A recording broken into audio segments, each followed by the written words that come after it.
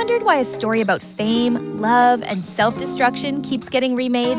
A Star is Born has been brought to the screen 4 times. But was the star really born? Was Esther truly cut out to be a star? Or were they just the circumstances and relationships that shaped her fame? In this video, we'll compare all the 4 versions of this iconic film to discover why this story still has such a magnetic pull. But before we go ahead, a quick disclaimer if you haven't watched the films. Spoilers coming up ahead! We've seen it all, from the golden age of Hollywood to the chaotic rock era of the 70s, and even into the modern social media-driven world of today. A Star is Born has been retold time and again, each version mirroring the era it was created in. It tells the story of an aspiring female artist being discovered by a renowned but fading male star, battling his addictions. Her extraordinary talent is seen and recognized by him, driving her into the limelight, only to find him later struggling with jealousy as her fame eclipses his. Despite his fall, her love remains unwavering, leading to a heartbreaking yet inevitable ending.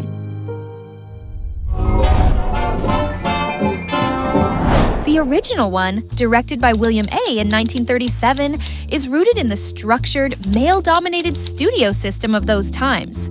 Esther is timid and dependent, rising to fame thanks to the help of her male counterpart, Norman Maine. She has the talent, but her success is tied to the man who discovers her and plays a larger-than-life role in shaping her career. The striking moment which instigates Norman to realize that the star has eclipsed him Who are you? I'm her husband. Oh, sure.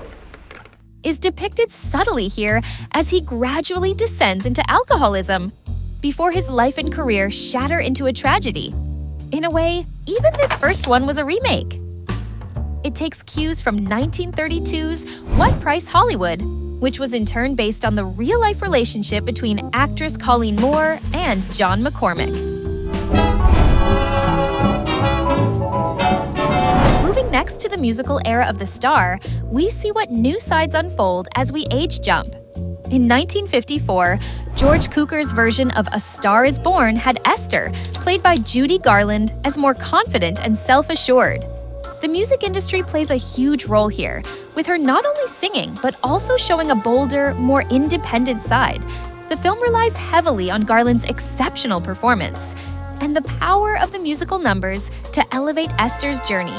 Still, her journey is marked by the influence of Norman's downfall. While this version highlights her agency, it also emphasizes her emotional vulnerability as she struggles to balance her rising stardom with her love for Norman.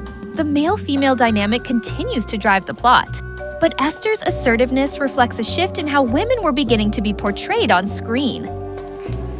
I'm quitting the band, Danny. I'm not going on to Frisco in the morning. You crazy or something? Maybe, but I'm quitting. Why? What happened? The complexity of Norman's alcoholism and his illness deepens the narrative, presenting a rich exploration of how love, ambition, and personal demons intertwine. His descent into addictions and towards his tragic end is slow and gradual, yet so inevitable. And now we prepare for another transportation of the star into the new Hollywood era. Here, clumsiness and chaos is celebrated. 1976 version, directed by Frank Pearson, moves from Hollywood to the rock and roll scene. Esther, played by Barbra Streisand, is bold, independent, and already a talented performer. The feminist movements of the 1970s are reflected in her character, and her rise to fame is portrayed as a joint effort. She's not so dependent on John anymore, but rather has very much her own agency. Really glad you're okay. And I'd like to wish you lots of luck, because you'll need it. The era of free love, individuality, and self-destruction mirrors the rawness of the film, making it also the only version where a third woman briefly comes in between the two. John's decline in this film is chaotic, matching the reckless energy of the 70s rock scene. Esther's relationship with him, though, is more balanced, reflecting the changing power dynamics in relationships. Even the soundtracks serve as an important vehicle to take the plot forward. Then the time comes when the star enters an age where she is close to unstoppable. Today's star appeared in Bradley Cooper's 2018 modern-day remake of A Star is Born. Esther, now known as Ally, was played by Lady Gaga, and she is the most empowered and celebrated star up till now. She's already talented, writing her own music and asserting control over her career from the start. Jackson did bring her quite an opportunity to showcase her brilliance, but right after her first performance, she is approached by producer for a bigger project, indicating that Jackson's contribution to her career was to give her that platform to perform, but talent was solely hers. She's not defined by her relationship with Jackson Maine, and she stands up for herself, especially when it comes to his destructive behavior. Fucking ugly, that's Hey, all. you got. I'm what? You're just fucking ugly. Get the fuck out! The film captures the modern feminist spirit. Ally is no one's muse or sidekick. Jackson's addiction is destructive, but Ally's relationship with him is one of equals. Her rise to fame happens on her own terms. This version emphasizes Ally's self-reliance, with Jackson's struggles with jealousy and addiction being the driving force of the plot. By the time we have reached this version, we are seeing relationships evolve as per the societal norms, particularly the gender dynamics and the increasing autonomy of women over time. Jack's tragic ending scene is less dramatic in this one, but just as poignant. His realization of his fading star power is quiet, but heartbreaking.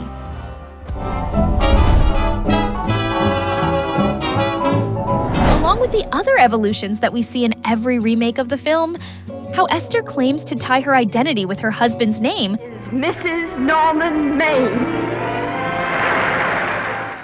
Mrs. Norman Maine. Esther Hoffman Howard. Hello, I'm Ally Maine. which also is very intelligently adapted and evolved with each era. Also, another cute little moment that recurs in every version. Do you mind if I take just one more look? I just want to take another look at you. I was just taking another look. You're crazy. I just want to take another look at you. There has been observed a notable evolution in sound and music with each remake. Across all four versions except 1937, the songs drive the narrative, reflecting the characters' emotions and encapsulating the spirit of their respective eras. Only in 1937, music is absent, as this was the only version in which Esther is an aspiring actor, unlike in the later remakes, where she evolves into an aspiring singer. With Judy Garland's powerhouse vocals in 1954, this adaptation integrates music deeply into the story. Numbers like The Man That Got Away aren't just performances. They're raw, emotional confessions that reveal her innermost feelings. Suddenly you're older, and all because... It is a haunting ballad of longing and loss. Barbra Streisand's Evergreen in 1976 becomes the film's most gripping anchor. Under the April snow. The concert sequences, infused with the raw energy of 1970s rock, created a sensation. In 2018, music takes center stage like never before. From Ally's breakout hit Shallow to Jackson's soulful laments, the songs serve as extensions of the characters' psyches. It isn't just a duet, it's a turning point where Ally and Jackson's worlds collide, symbolizing both connection and transformation. Music becomes the medium for the two conversing, for the audience as well to see and feel how their love progressed. The lyrics capture their vulnerabilities, desires, and struggles, making the music inseparable from the narrative. Music also underlines the power imbalance in each relationship. As the male lead's struggles with addiction and fading fame intensify, the female lead's music becomes a symbol of her rise and autonomy. This dynamic is most emphasized in the 2018 version, where Ally's pop sensation highlights the tension between artistic integrity and commercial success.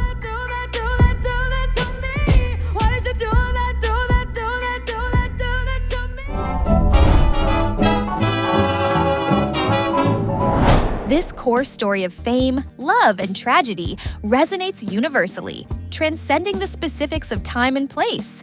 At its heart lies a deeply emotional journey of two individuals whose lives are forever altered by stardom, with one rising and the other falling. But why does this story keep reappearing?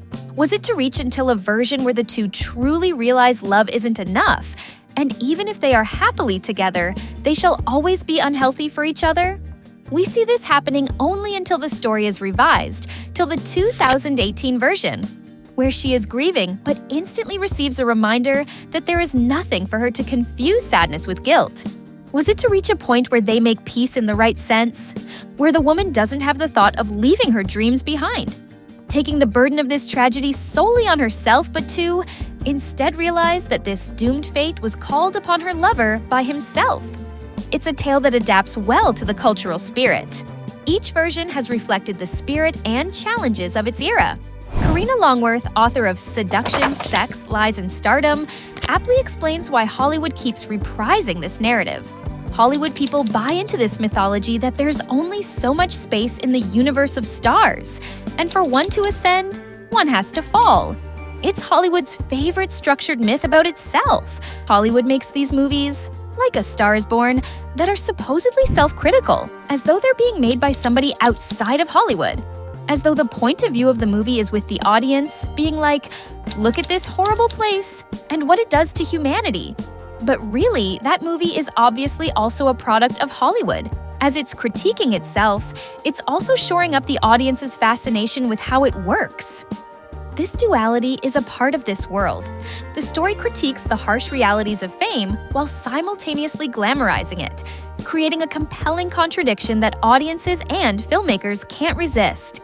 It serves as both a cautionary tale and a tempting glimpse into the allure of the entertainment industry.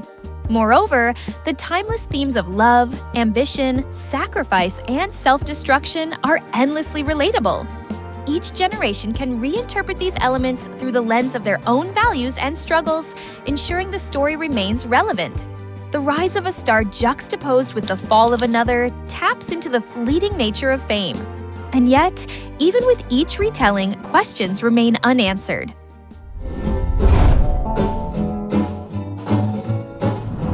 A Star is Born constantly revolves around this very question. Was her rise an act of agency or a consequence of love, loss, and sacrifice? Esther had the talent from the start, for sure. She was undeniably gifted, and she's noticed. But did she really have the inner resilience to sustain her place in the industry? Don't you care, Vicky, you get over it.